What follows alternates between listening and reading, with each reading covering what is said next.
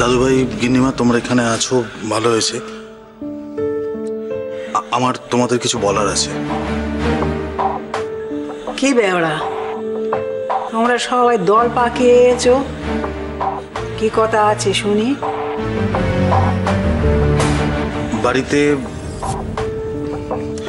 বাড়িতে যা ঘটছে সেটা আমাদের পছন্দ নয়। আমরা কথাটা মনের মধ্যে চেপে রেখেছিলাম।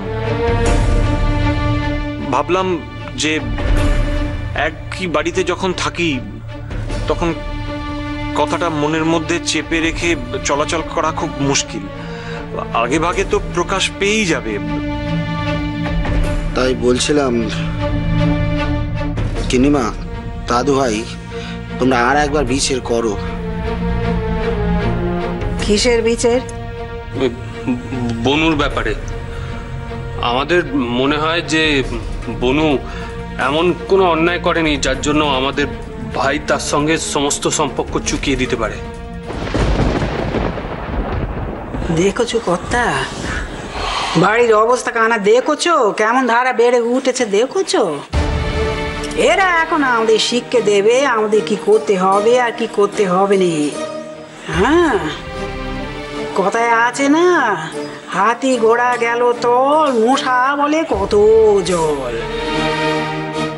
সেদিনকার ছেলেরা নাক টিপলে এখনো দুধ গলে, এরা এরা আমাদের উপদেশ দিতে এসেছে। হ্যাঁ,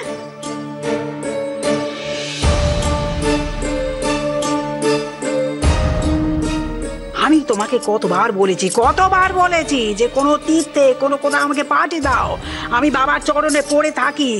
এত অনিয়ম সংসারে আমার মোটে সহ্য হচ্ছে না। কি জানি বাবা, এতকাল তো বাড়ির বড়রাই এ বাড়িতে তাদের বুদ্ধি বিবেচনা অনুযায়ী যা সিদ্ধান্ত নেবার নিয়েছে। তা তোমরা যদি একদিনকার নিয়ম পাল্টে দিয়ে নতুন নিয়ম গড়তে চাও তো গড়ো, ভালো কথা। তো নতুন নিয়ম গড়ো,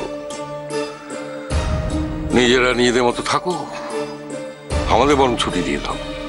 হ্যাঁ,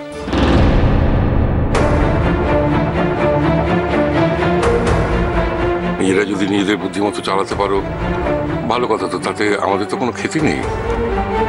তবে একখানা কথা না বলে থাকতে পারছি না, সেটা হলো যে সাহেব দাদু ভাইয়ের ইচ্ছে অনুযায়ী কিন্তু এই কাজটা হয়েছে। তোমরা যেন কোনোদিন ভেবো না যে তার মতামত না নিয়েই আমরা নিজেদের ইচ্ছেতে কাজখানা করেছি। দাদু ভাই, আমি একখানা কথা বলছিলুম, তুমি না করনি? দেখো, আমাদের নতুন বউ নির্দোষ ভুল করেছে, আর সে খুব বড় রকমের ভুলই করেছে।